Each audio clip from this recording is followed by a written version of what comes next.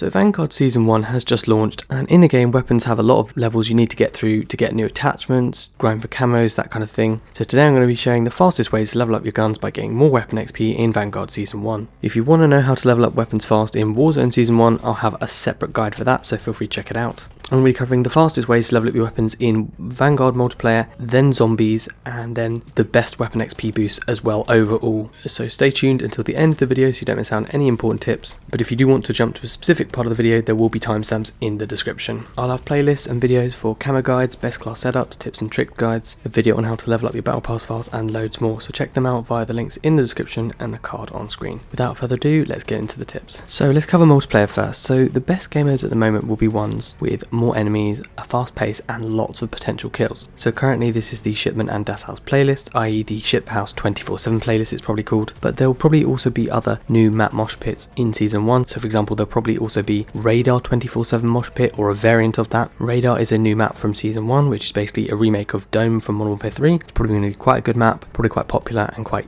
good for getting lots of kills, so definitely jump into that if that's available too, or if it's there instead of the main one like Ship House. But if these aren't available, then choose another close quarters combat map mosh pit, so like new maps or really small ones, that kind of thing. Or otherwise you can go for generic modes like Kill Confirm, Domination, TDM, Patrol, Free For All, those kind of modes. Although like I say, the small map mosh pits, you know, Shipment, Das House, any new maps like Radar, those are going to be the best ones overall. Now as a note, Champion Hill used to be amazing for weapon XP, but it's since been slightly nerfed so that now, while the weapon XP is almost double the rate of kills in other modes, sometimes it's slightly over double too, the fact that matches take longer and you're less likely to get a lot of kills means it's currently not always the best weapon XP mode. So if you're trying to level up a weapon and it happens to be one of the ones that comes up in Champion Hill, great, go for it, and if you can get a lot of kills, that's absolutely fantastic. I'm sure you'll get a lot of weapon XP, but it's not consistent. So obviously if you're using that weapon in Champion Hill, definitely make the most of it while you're doing it, but there is a risk that you might not get a weapon that you need to level up, or you just might not get that many kills. You're not guaranteed to always get lots of kills. Sometimes it'll be quite difficult if you're paired with harder opponents, so it's just kind of a gamble. Sometimes you can get really like a lot of weapon XP and sometimes also not so much, so it just depends. It can be really good, it just depends how good you are, what weapons you need to level up, that kind of thing.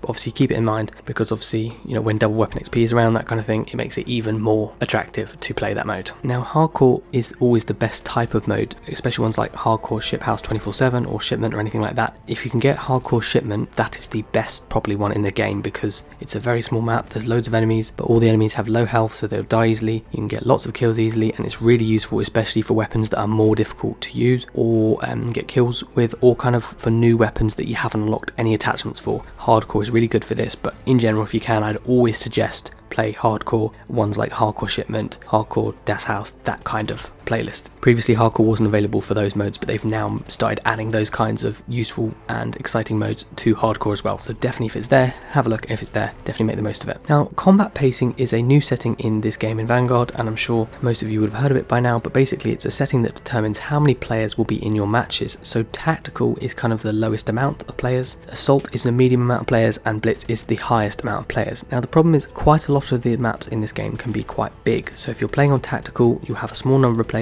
A large map means it's quite slow paced and you're going to get less kills. Obviously if you're playing a small map like Shipment, it's not too bad. You know, if you're playing blitz on small maps like Shipment, it's going to be really good for kills. So it just kind of depends on how hectic you want your games to be. What I would say as well is, after a recent update, I'm sure most people won't know this, but the weapon XP per kill changed so that depending on the combat pacing of the game, you'll actually get a different amount of weapon XP. So tactical always gives slightly more weapon XP per kill now compared to any of the other pacings like assault or blitz, and now both the assault and the blitz pacings give the exact same amount of weapon XP. So it's not like if you go into assault you'll get more than blitz, it's actually the same amount. So hence, if you can do well in blitz, it's probably better to play that because it's the same amount of weapon XP as an assault combat pacing, but also there's more enemies, and so you're more likely to get some kills and therefore get more weapon XP overall. If it's too hectic for you and you die an awful lot, then obviously assault is probably the best. Assault is normally the sweet spot if you're not sure, but tactical is likely to be too slow unless you're playing a really fast paced kind of small map. In general, I think assault or blitz is always the best go for. Like I say, if you can, go for blitz, otherwise assault is definitely the way to go. And kind of to reiterate, the best maps are ones like Das House, Shipment, and like I say, probably Radar as well when Season 1 comes out as well. They're probably the best right now as they're small and fast paced maps, but there are other good maps in the game, ones like Castle, Hotel Royale, Shell, Dome, those kinds of maps. What about other sources of weapon XP for multiplayer? Well, obviously the first thing you can do is get assists, as this awards you the same amount of weapon XP as getting kills, so even if you don't think you can kill them, put a bullet or two into them and hopefully a teammate will clean them up, give you that assist, and it will give you a decent amount of weapon XP as well. Another thing you can do is destroy enemy equipment, score streaks, field upgrades, as this is easy XP, so for example shooting down a spy plane, something like that.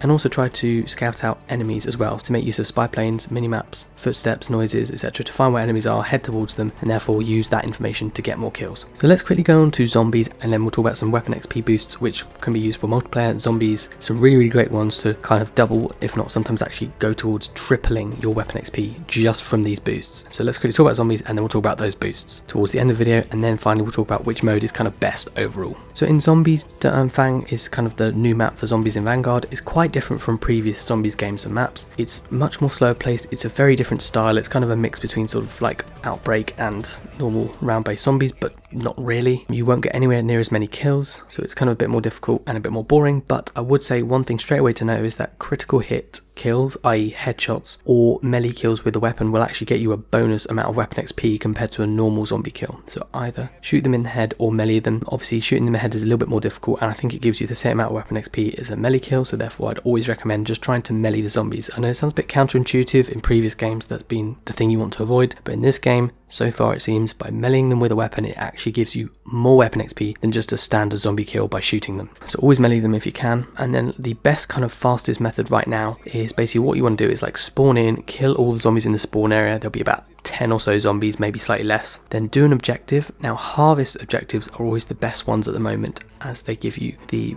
highest amount of weapon XP per kill, which is kind of strange. Not sure if that's intended or whether that's actually just a bug right now. But the other thing is that zombies kind of run at you faster and you can kind of get through more kills quickly. So harvest objectives are definitely the best right now. That may change obviously, but that is the best right now. And there is some consensus that strictly speaking, the fastest method is to kind of kill zombies in that spawn area at the start of the game, then go into the harvest objective until you get a total of about 35 or so kills in your game, after which point the amount of weapon XP per kill earned decreases while the zombie health actually rises, making it less efficient and best to end the game after 35 zombie kills. So that's what some people have been saying. However, it might be best to try to combine leveling up weapons with other challenges like camo challenges or something like that, or leveling up your character or whatever, to keep leveling up your weapons and make it more efficient, as kind of loading in and only getting 35 zombie kills at a time is very boring, it's very tedious, and it's the most efficient method, but it's not great because people will get bored of it quickly. So obviously you can do that if you want and then back out after 35 kills, restart the match, but obviously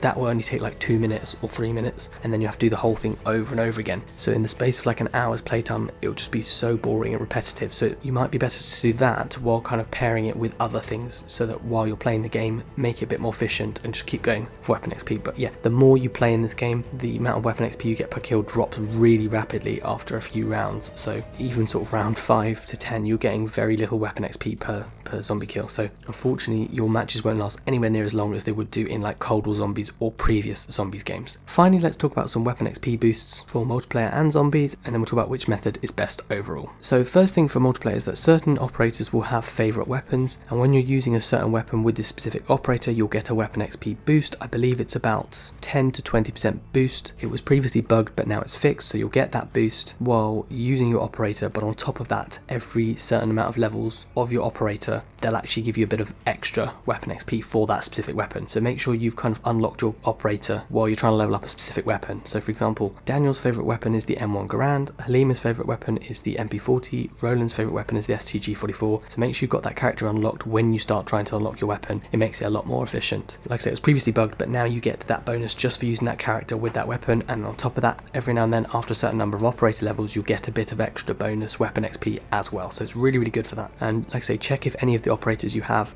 the weapon that you need to level up as a favourite, as this will speed up the process. I assume with Season 1, the new operator will have a favourite weapon, which will either be a new DLC weapon or it'll be one of the base weapons, so kind of look out for that. And obviously if you need to level your weapon really fast, obviously if you get one of the new operators from the battle pass or from a bundle or whatever, that might help you actually to level up your weapon even more. I'm not suggesting you go buy things, but just kind of be aware of that fact. Another really important point, and this is a really big bonus, for multiplayer, it doesn't work in zombies unfortunately, is if you equip the surplus kit attachment for your weapon, it allows you to earn additional XP per kill. It gives you a 20% boost of XP for weapon XP, normal XP and operator XP as well. So literally a 20% boost just for putting on an attachment. It is incredible. So obviously put that on with every class you're using for that weapon you need to level up, because it will allow you to level it up 20% faster. That's a massive boost just for something so small and so easy to do. So use it all the time, don't forget about it. Another thing is that if you play with a clan member, one or more, it gives you a 10% weapon XP boost just for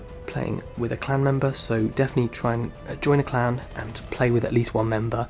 That will get you an extra 10% boost. Another thing is that double weapon XP weekends are really common, so take advantage of these, especially as the game's quite new and the new season will come out. It'll probably come out a few times a season. There'll also be some double weapon XP tokens as well. Obviously you can get them from free PlayStation packs from the store, from PlayStation Store that is, and the For You section of the store has them for every now and then. Some of the bundles has them, even some of the free bundles will do. Leveling up the battle pass in season 1 to certain tiers will do, and obviously the pre-season had them as well. And I imagine in season 1 or maybe beyond that, Sledgehammer Games at some point will add the option to earn weapon XP tokens through daily challenges like we've been able to do with Cold War and Modern Warfare and Warzone. So at some point that will come out, I don't know when, but it will do at some point. Also, if you have any double weapon XP tokens that are from previous games like Warzone, Cold War or Modern Warfare, these won't show up when playing Vanguard, but if you head over to the game, activate these tokens and jump back on Vanguard, you can use these secret tokens to level up your weapons even faster by having more double weapon XP available when those double weapon XP weekends aren't around. So they might not actually kind of show up as actively counting in Vanguard if you kind of activate it in the other game and come back. They haven't up till now in Vanguard, but that might do when post season 1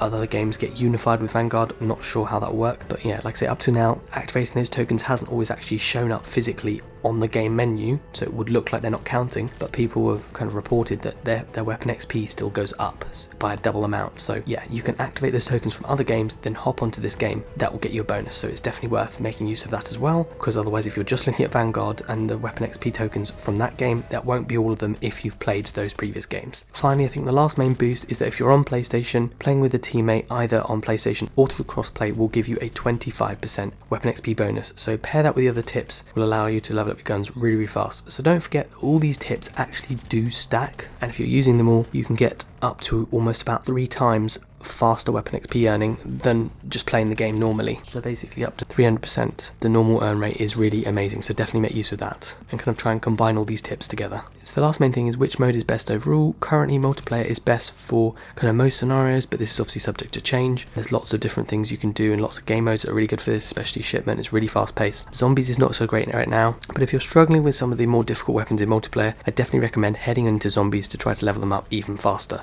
And obviously as the year progresses and the season progresses, there'll be new objectives, new kind of game modes, and some of these things will change and it will become easier and probably better in zombies, I'm sure, in the future. So these are the fastest ways to level up your guns currently in Vanguard. If you found these tips helpful, leaving a like on the video would be greatly appreciated so that other people can find this video too. And also if you have any other tips I didn't mention, then make sure to share them with us in the comment section. Like I say, be sure to check out my season 1 guide on how to level up the battle pass fast in Warzone and Vanguard, which will include a COD Points Giveaway as well. And as I previously mentioned, I'm also making tons of other useful multiplayer zombies and Warzone guides for season 1. So if any of this sounds good to you guys, hitting the subscribe button and clicking the bell icon next to it to turn on post notifications so you don't miss out on any of my videos would be greatly appreciated as well. But thank you all so much for watching the video, and hopefully I'll see you all on the next one.